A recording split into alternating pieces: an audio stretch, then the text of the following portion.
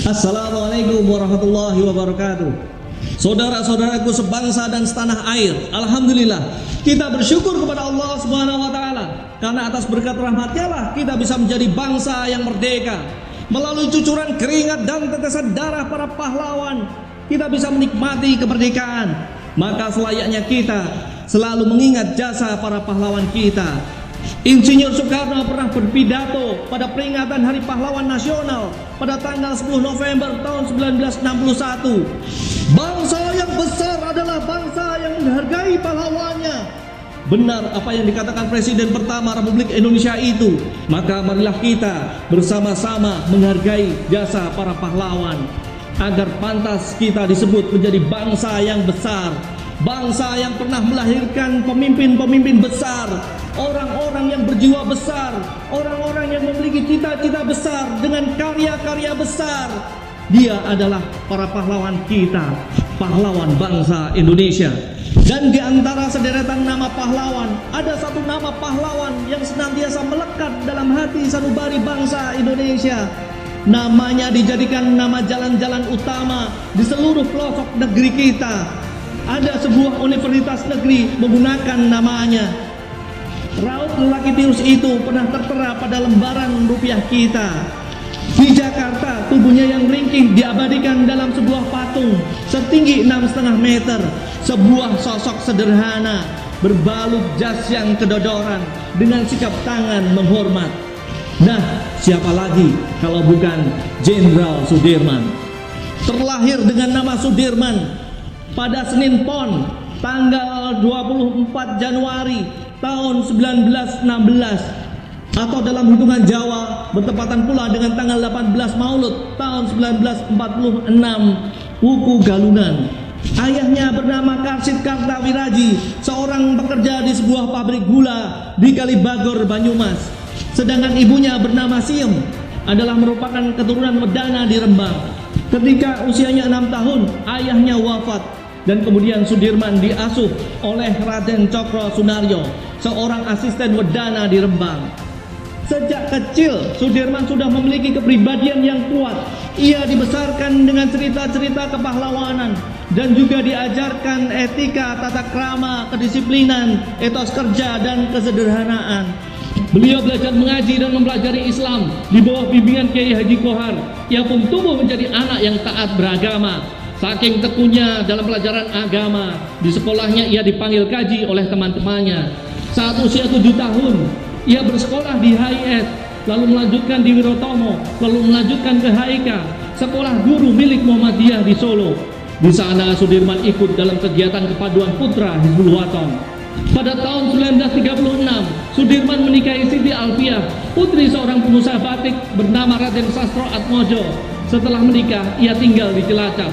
Sebelum menjadi tentara, Sudirman mengabdikan dirinya menjadi seorang guru HIS Muhammadiyah Cilacap dan menjadi pemandu organisasi kepanduan putra Hizbul Waton.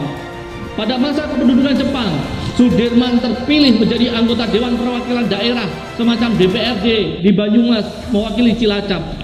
Pada tahun 1944, Sudirman bergabung dengan Tentara Pembela Tanah Air atau PETA di Bogor dan diangkat menjadi komandan Daidanco di Kroya.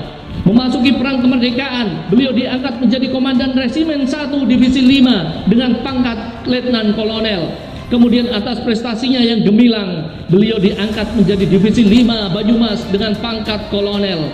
Dalam konferensi Tentara Keamanan Rakyat tanggal 12 November 1945, ia dipilih sebagai Panglima Besar Tentara Keamanan Rakyat.